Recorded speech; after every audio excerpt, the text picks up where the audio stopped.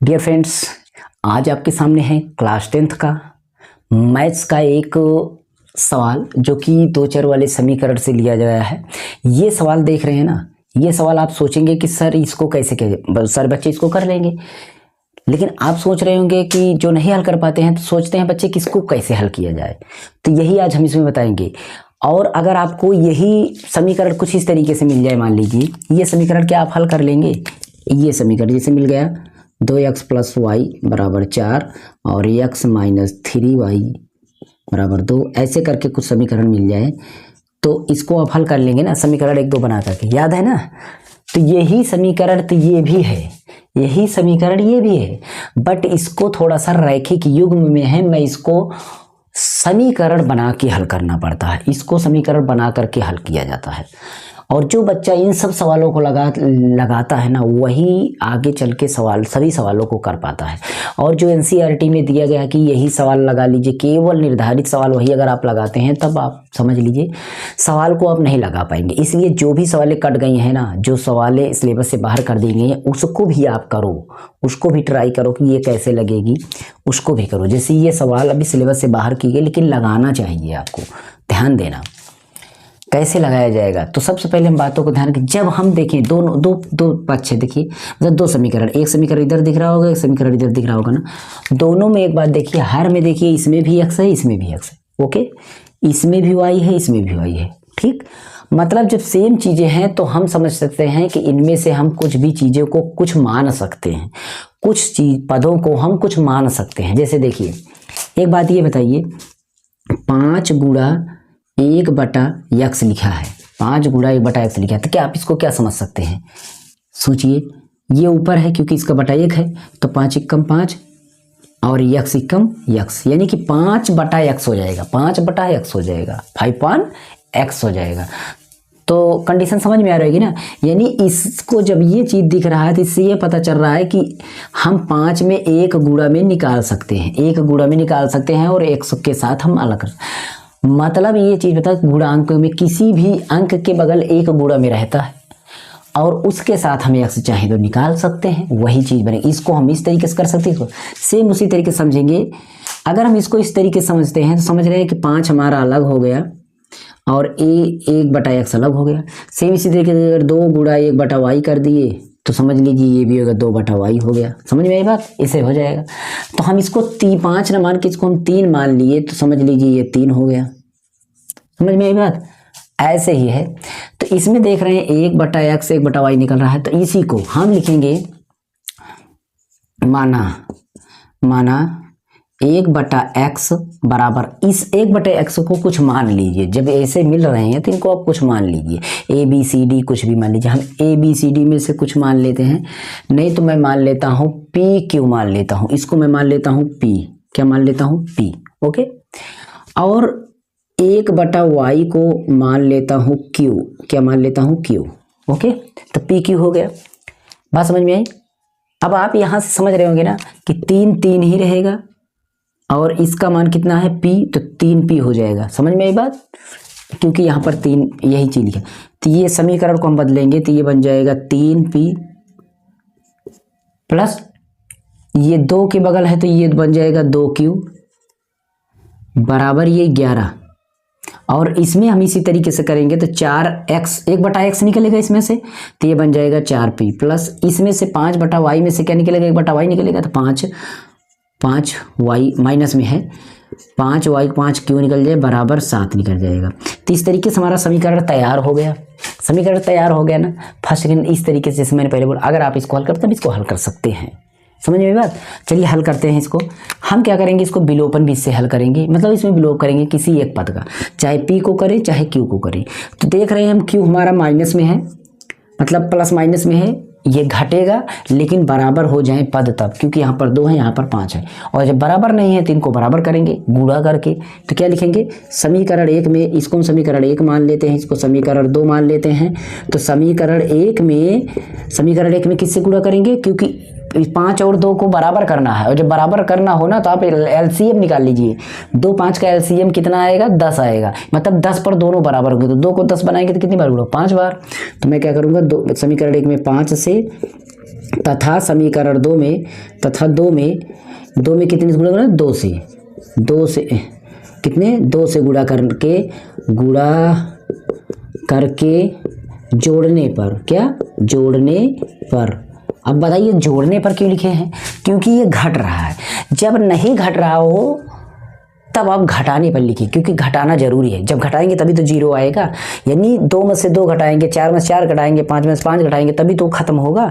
किसी चीज को खत्म करना है, जीरो बनाना है, तो घटा करके जीरो किया जा सकता है, काट करके जीरो नहीं होता। काट करके तो एक आता है, तो घटा के जीरो आएगा। तो जब घट रहा हो ना तो आप जोड़ने पे लिखिए, और नहीं घट रहा है तो आप घटाने पर लिखिए। जैसे यहाँ पर देखिए ये घट रहा है, क्योंकि प्लस माइनस से घट जाएगा। जब इसका हम गुणा करेंगे तो कुछ इस तरीके से बन जाएगा। देखिए इसमें हम कितने से गुणा कर रहे हैं, 5 से, तो 5 3 15 पी प्लस 5 दूना 10 क्यू और बराबर 5 11 55, 5 11 55 हो गया। इसमें हमें कितने गुणा करना, 2 से, 2 चौके 8 पी माइनस में है, माइनस 2 पंचे 10 क्यू बराबर 2 7 14। अब यहाँ पर देखिए ये घट रहा है, इसीलिए मैंने यहाँ पर जोड़ने पे लिखा। अगर घटता ना तो मैं यहाँ पर घटाने पे लिखता और ये चिन्ह बदल लेता। यहाँ पर प्लस था माइनस था, प्लस कर दिया, माइनस प्लस, यहाँ प्लस था माइनस कर देते, चिन्हों को मैं बदल लेता तब घटाता। अब यहाँ पर देखिए ये घट जाएगा, 10 से 10 ये खत्म हो जाएगा, ये 10 से 10 खत्म हो जाएगा, मतलब 10 से 0। 15 और 8 है, दोनों प्लस में है, इसमें भी प्लस 15 8 और जोड़ेंगे तो कितना हो जाएगा, 23 हो जाएगा। कितना, 23 हो जाएगा, 23 भी हो गया। फिर यहाँ पर हम जाएंगे बराबर इधर, तो ये भी जुड़ेगा, क्योंकि ये भी प्लस में भी प्लस। सेम चिन्ह के हों तो उनको जोड़ लिया करो, उसी चिन्ह को लिखा करो।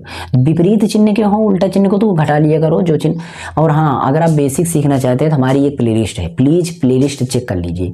एक है कंबाइंड क्लासेज, कंबाइंड क्लास की वीडियो है, जिसमें आपको 3 घंटे 4 घंटे 5 घंटे की वीडियो मिलेगी। टोटल आपको ये सब जोड़ घटाना, गुणा भाग, ये सारी चीज़ जो आपके दिमाग में है कि मुझे ये नहीं आता, वो आएगा, उसमें है।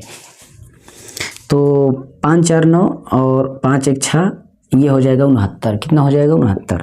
अब हम इसमें क्या करेंगे, पी यहाँ पर लिखेंगे और 69 ये जाएगा बटा में, या तो आप यहीं से काट लीजिए, क्योंकि इस इक्वल सेम जगह हो, काटे तो काट सकते हैं। तो 23 यहाँ पर ले जाइए, 23 का 3 पाड़ा करेंगे, 3 3 9 3 दूना 6, मतलब 23 3 कट जाएगा। तो पी बराबर कितना आ जाएगा, 3। पी बराबर कितना आ गया, 3। ठीक है, पी बराबर कितना आ गया, 3। अच्छा, तो पी का मान हम यहाँ पर लिखेंगे, किसका, पी का मान हम यहाँ पर लिखेंगे, पी का मान। तो पी का मान समीकरण किस में रखेंगे, समीकरण 1 में या 2 में, चाहे जिसमें रखो, जो बन रहा है यहाँ पर समीकरण 1 2 में, चाहे समीकरण 1 में रखने पर, 1 में रखने पर समीकरण 1 में रखूँगा तो ये है मेरा 3,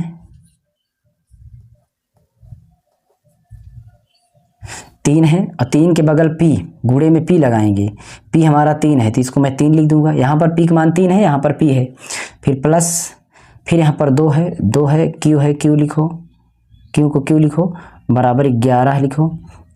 फिर यहाँ पर 3 3 9, ये 9 हो जाएगा, प्लस 2 क्यू बराबर 11 हो गया।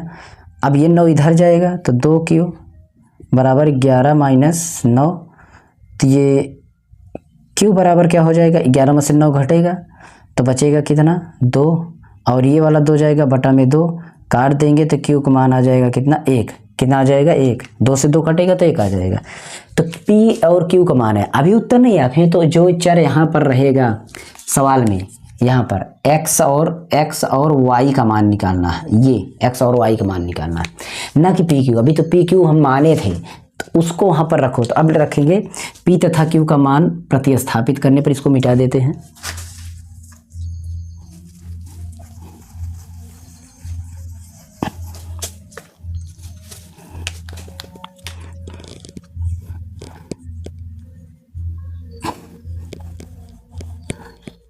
पी तथा क्यू का मान रखने पर,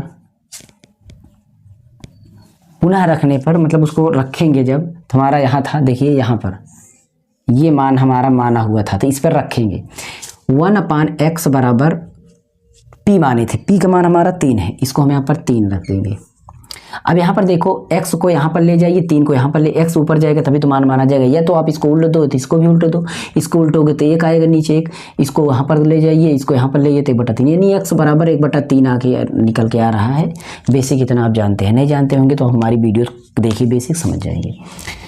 अब क्यू वाला रखते हैं, क्यू वाला देखते हैं, क्यू का मान हमारा तो 1y बराबर क्यू था, क्यू का मान हमारा 1 है तो हम इसको 1 रख देंगे, ठीक।